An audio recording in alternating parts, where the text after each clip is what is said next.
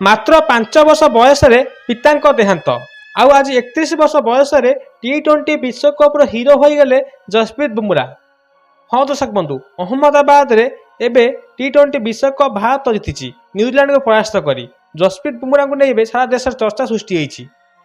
तांको जीवन कहानी समस्त को आश्चर्य करी कहीं छोट बड़ू दुख कष्ट बड़ होता जसप्रीत बुमरा एबे सारा देश चर्चा सृष्टि कर 6 डिसेम्बर 1993 अहमदाबाद में जन्मग्रहण करते जसप्रीत बुमरा।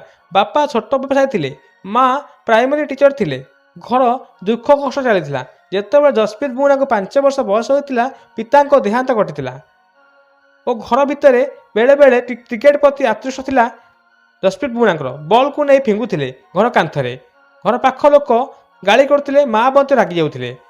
किसी दिन पर घर बाहर खेलिले और पड़िया बाहर बॉल को नहीं अभ्यास कले। जसप्रीत बुमरा बोलिंग शैली देखि समस्त को आश्चर्य लगी से बोलिंग शैली को नहीं समालोचना शिकार होती। किंतु बोलिंग करू करू दिन नजर आसार कोच किशोर तिब्बती देखी जसप्रीत बुमरा बोलिंग शैली बहुत खुशी लगी से नहीं गुजरात टीम रे घर क्रिकेट दल में खेलाई। परे परे जसप्रीत बुमरा 2013 मसीह IPL एंट्री कले मुंबई इंडियंस रे। बोलिंग एरकर रे बैट्समैन मैंने घाइला हेले और 2016 मसीह भारत दल एंट्री कले जसप्रीत बुमरा।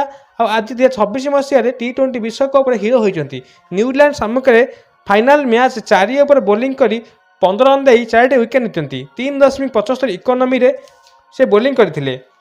डारी मिचेल, मैट हेनरी, मिचेल सांटनर को यर्कर आउट करथिले एवं ता पूर्व सचिन रविंद्र को कैच रे आउट करथिले जसप्रीत बुमरा, जहाँफल कि न्यूजीलैंड यही फाइनाल को 96 रन परास्त होता एवं यही विजय पर T20 विश्वकप हिरो होती जसप्रीत बुमरा। जसप्रीत बुमरा एक इंटरव्यू कहते जो छोट थे एक जोता किणा बहुत इच्छा था कि जोताटी नाइक कंपानी थी नाइक कंपानी जोता बहुत दर था जहाँफल कि माँ किणा मना करते सी कांदी कांदी पलि आसते। आज जसप्रीत बुमरा पाखे से जोता कंपानी मान भिड़ लगी दिने जोता किणा पाखे पैसा नाला किंतु आज जोता दुकान मानकर लाइन लगी एडभर्टाइज करने जोता पिंधापी एवं लाइन लगी जसप्रीत बुमरा घर आगे। ये हूँ जसप्रीत बुमरा जीवन कहानी।